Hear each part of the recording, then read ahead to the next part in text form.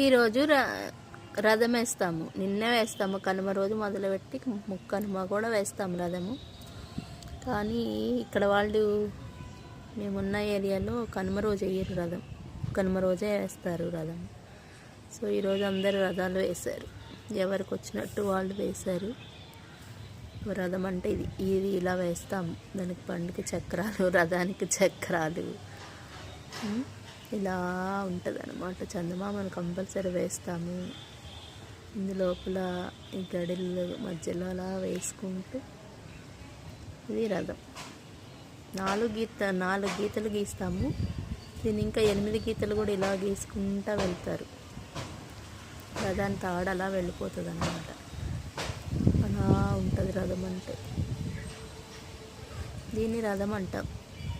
మరి మీకు చాలామంది తెలుసు అనుకుంటా. ఇలా వేస్తారు. ఇందులో వేసేవాళ్ళు కూడా ఉంటారు, ఇంకా నీట్గా వేసేవాళ్ళు కూడా ఉంటారు. బట్ నాకు కొంచెం కంగారు ఎక్కువ అనమాట.